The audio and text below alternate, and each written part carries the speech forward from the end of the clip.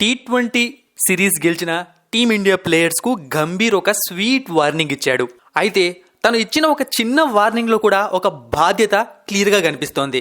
గంభీర్ ఏమన్నాడు అంటే 50 ఓవర్స్ ఫార్మాట్లో ఎవరైతే లేరో వాళ్ళందరికీ ఒక లాంగ్ బ్రేక్ దొరకబోతోంది. మళ్ళీ బంగ్లాదేశ్ సిరీస్ వరకు మీరందరూ చాలా ఫ్రీగా ఉంటారు. గెలిచేశాం కదా అని చెప్పి ఎంజాయ్ చేస్తూ గేమ్ ని మర్చిపోకండి. మళ్ళీ మీరు బంగ్లాదేశ్ సిరీస్ కోసం వచ్చేలోపు ఫిట్ గా ఉండాలి. మీ స్కిల్స్ ని మరింత మెరుగుపరుచుకోవాలి. ఏదో సిరీస్ స్టార్ట్ అయ్యే ముందు టకాటకా రెడీ అయిపోయి టీం కోసం మేమేదో పొడి చేస్తామని చెప్పి రాకండి. అలా వస్తే ఎవ్వరూ సరిగ్గా పర్ఫామ్ చేయలేరు.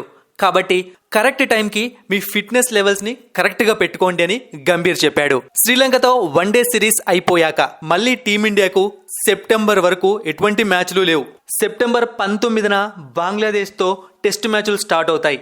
మళ్ళీ అక్టోబర్ 6వ తేదీ నుంచి అక్టోబర్ 12వ తేదీ వరకు టీమిండియాకు 3 టీ20 మ్యాచ్లు ఉంటాయి.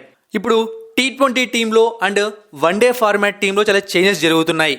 ఇక్కడున్న ప్లేయర్స్ చాలా మంది అక్కడ ఉండట్లేదు. ఆబ్వియస్లీ వన్డే ఫార్మాట్ లో ప్లేయర్స్ లేరు అంటే ఇక వాళ్ళు పూర్తిగా రెస్ట్ తీసుకోవాల్సిందే. టీంతో కూడా ఉండరు. ఈ క్రమంలోనే గంభీర్ ఈ వ్యాఖ్యలు చేశాడు. అయితే ఈ వ్యాఖ్యల్ని చాలా మంది శబాష్ అంటున్నారు. కోచింగ్ అంటే ఇలానే ఉండాలి. ప్లేయర్స్ కు నెక్స్ట్ ఏం చెయ్యాలో మార్గనిర్దేశం కరెక్ట్ గా ఉండాలి. వాళ్ళను అలాగే వదిలేస్తే వాళ్ళు ఆ టైంకి ఇంజురీస్ చేసుకోవడము, ఫిట్నెస్ లేకుండా ఉండడం చేస్తారు.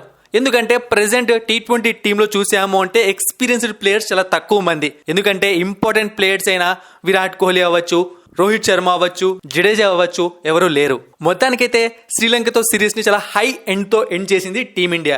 సూర్యకుమార్ యాదవ్ కెప్టెన్సీలో అద్భుతంగా క్లీన్ స్వీప్ చేసింది. అయితే 3వ టీ20 గెలిచిన తీరు చూసాము అంటే టీమిండియా కాన్ఫిడెన్స్ లెవెల్స్ ఎక్కువగా పెరిగే అవకాశం కనిపిస్తోంది.